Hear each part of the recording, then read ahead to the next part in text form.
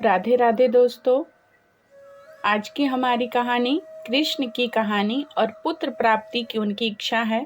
तो चलिए वीडियो को स्टार्ट करते हैं।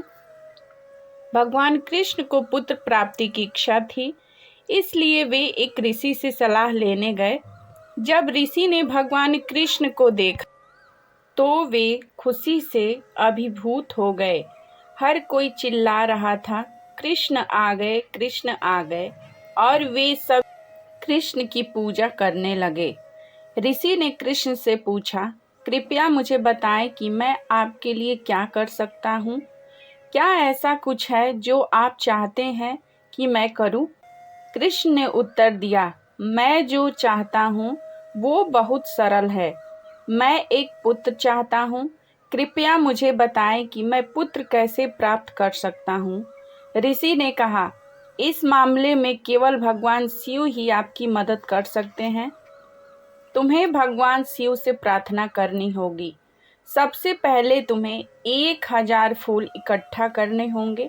इन फूलों से तुम्हें कई सालों तक भगवान शिव की पूजा करनी होगी। जब भगवान शिव तुम्हारी पूजा से प्रसन्न होंगे तो तुम्हें एक पुत्र की प्राप्ति होगी। कृष्ण ऋषि की कुटिया छोड़कर एकांत में चले गए।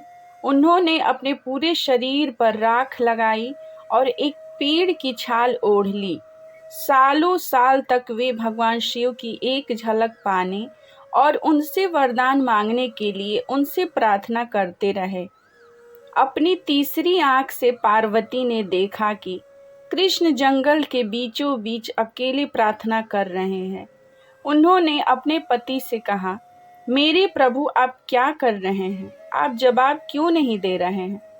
भगवान कृष्ण इतने सालों से सिर्फ आपका ही पूजा कर रहे हैं। शिव ने पूछा, आप मुझसे क्या चाहती हैं?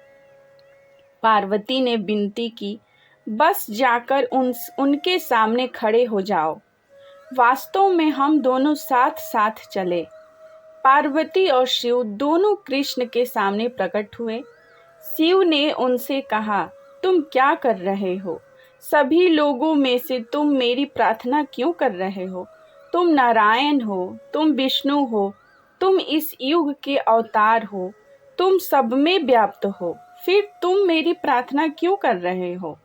कृष्ण ने उत्तर दिया, भगवान शिव, मैं जानता हूँ कि केवल आप ही हैं जो मेरी इच्छा पूरी कर सकते हैं। शिव ने पूछा, क्या ऐसी कोई इच्छा है जो आप स्वयं पूरी नहीं कर सकते? कृष्ण ने उत्तर दिया, मुझे बताया गया है कि केवल आप ही मेरी इच्छा पूरी कर सकते हैं, इसलिए मैं आपके पास आया हूँ। शिव ने पूछा, तुम्हारी क्या इच्छा है?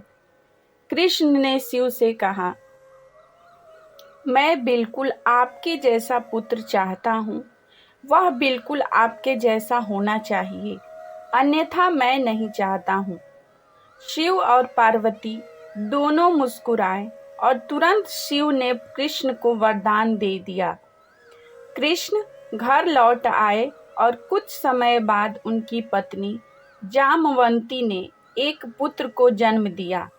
उन्होंने उसका नाम सांब रखा।